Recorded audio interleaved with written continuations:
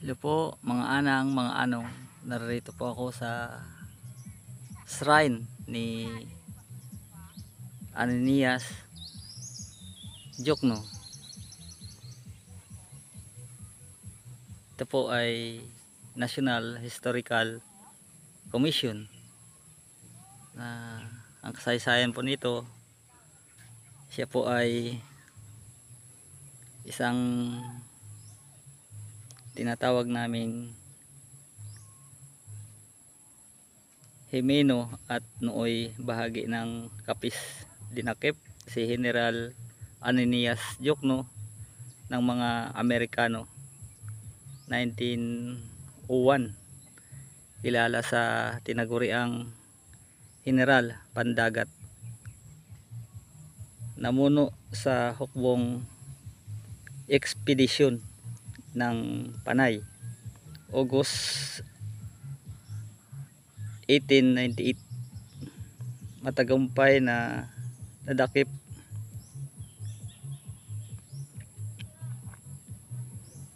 ag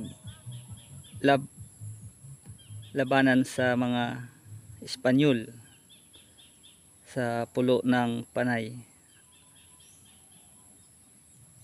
Itinalagang gobernador, politiko, militar ng Kapis at lumahok sa pakikipaglaban ng mga guerrilla sa digmaang Pilipino-Amerikano 1899. Ito po siya.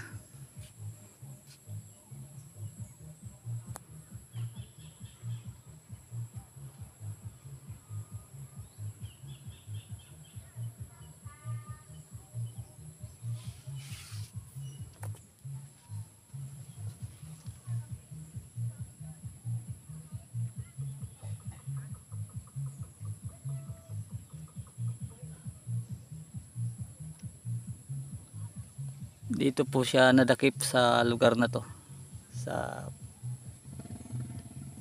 barangay mismo namin. Kaya National Historical Commission, narito po si General Ananias Jokno. Sige po mga anang, mga anong, kunting trivia lang tayo. Ito po yung lugar namin.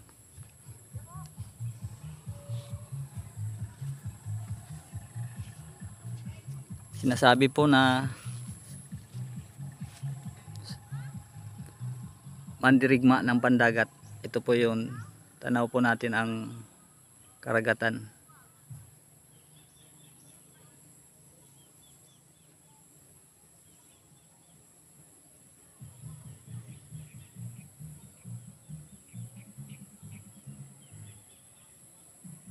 Yan po ay tinagong dagat ng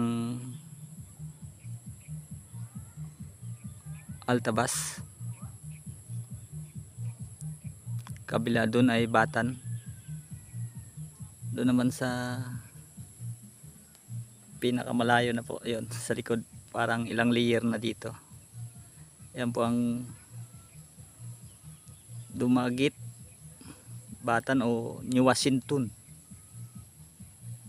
Yan na po ang open sea. Yan na po lagi dumadaan ng barko pauwi ng Aklan.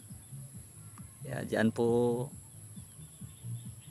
siya dumadaan pauwi dito, at dito rin siya nahuli.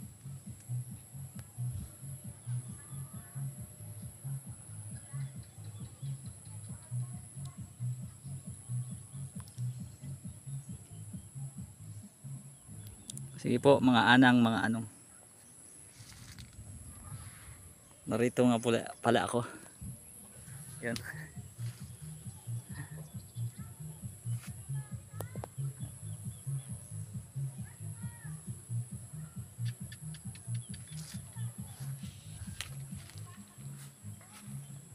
Maraming salamat po sa inyong panonood. Bye bye. Sa susunod naman po, Anong G.